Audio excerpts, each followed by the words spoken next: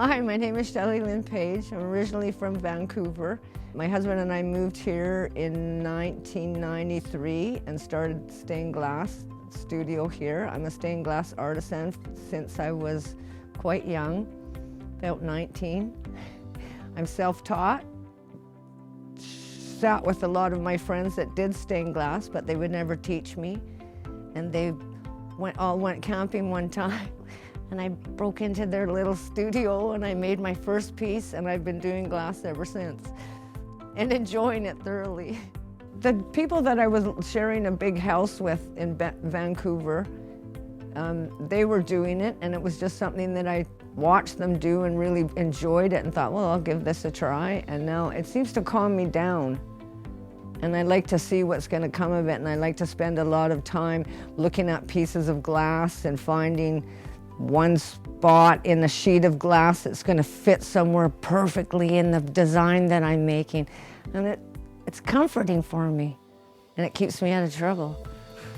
I really enjoyed the colors of the glass, and that I could make little things that would make people smile with the colors and the little animals that I had built and the little windows, and it made people smile, and I enjoyed it.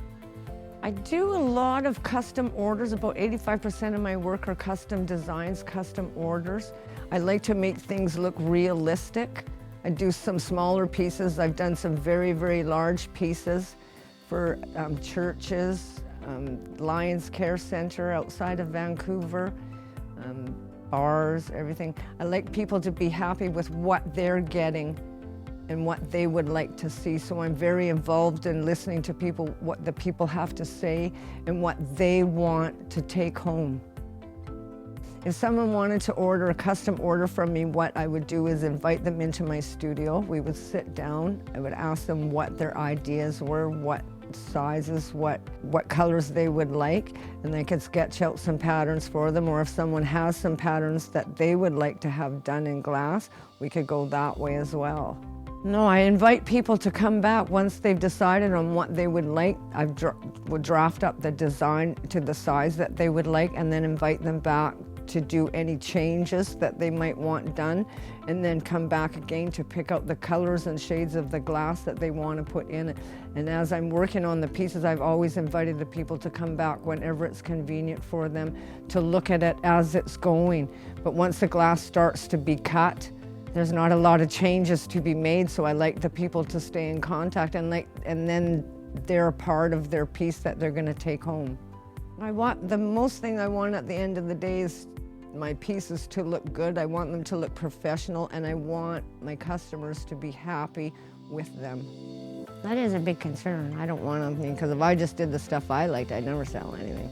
Not as much, because especially around here, the people that have been doing glass are doing very, very pastel colors, and I don't work with a lot of pastel. I don't see it. And abstract, I don't see abstract. People say, oh, just make me an abstract window. It would take me a week to cut 6 pieces. I don't have it in my head. I'm not sure why I wanted to do the glass, but I wanted to do something.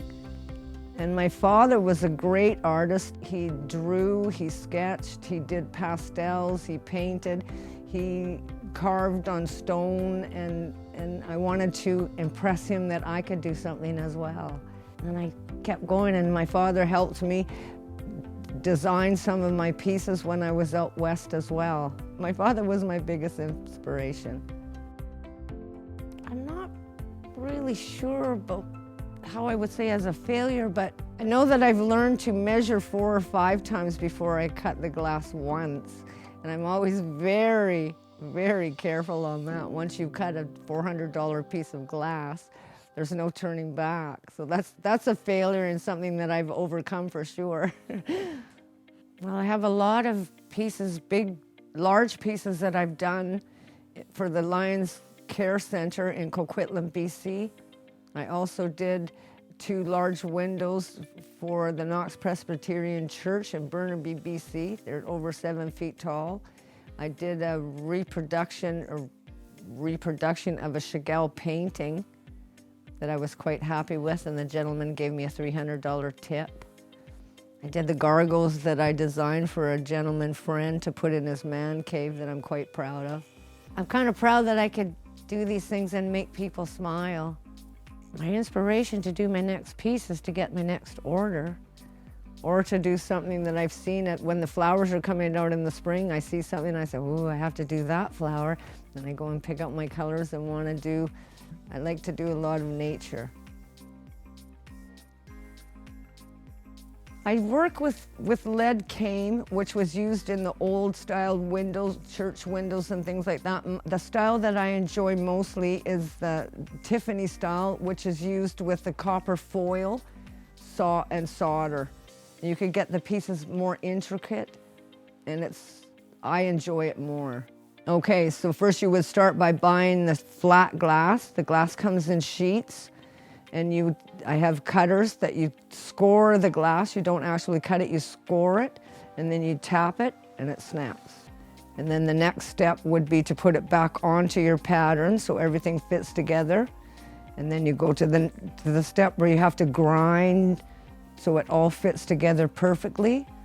And then you wipe it off again, and then you put the copper foil, goes around each piece, lays back onto your pattern, and then with your solder and an 800-degree soldering iron, which I use myself, solders all the pieces together. I started giving lessons, Tiffany-styled lessons, a few years back. I had a lot of friends that were coming in and wanted to do it and to do the stained glass, and I thought I might as well show and share my knowledge about stained glass, because I want it to carry on and not just die off, where a lot of people are painting on glass, and I want this to not be a dying art. I do my art pretty much every day for a little while, and some days I'm in here for 16, 20 hours at a time. When I get going on it and I have that vision in my head, I keep going. My husband used to come over and say, it's 2 o'clock in the morning, it's time to go to sleep. I said, okay, just one more minute. I think when I get overwhelmed and lose track of what I'm doing, it's time to step away. It's time to take a break, go and have a glass of wine, or sit and relax, walk away from your pattern instead of keep going on it and not working out well. Take a break, walk away, go back, and you'll see it again. I think the best advice would be to take a couple of courses and see if you like it before you go out and buy any of the materials. It's very expensive. To get started, you'd have to put enough time into it to know. So taking a 3 or 4 hour course, I think, would really help someone to decide if they wanted to do it, instead of going out getting all of the materials and supplies and then not enjoying it. I'm afraid COVID has impacted my business because people aren't able to get out and come around, and I'm not able to teach people this dying art, and that makes me sad. I'm very, very concerned about the stained glass industry right now, as the prices are rising so high and it's so hard to buy the product and buy the materials and things, that people are not going to be able to do it as a hobby. And some of the companies that are making the glass are shutting down, which is I find very sad. I'm mostly at my own studio here on Glen Road. I have a few pieces in different shops here and there, but mostly my pieces are here. Give me a call. I have a lot of cards out. My numbers are on the cards, and you could give me a call and set up an appointment when it is convenient for anyone to come and see me. I live on the premises, so I'm here 90% of the time, and when it's convenient for someone to come and see me, I will set up a time, and they're more than welcome to come and tell me what they would be interested in having done. I would like to acknowledge the support of the Official Language Minority Community Media Consortium and the Government of Canada for the Community Media Strategic Support Plan.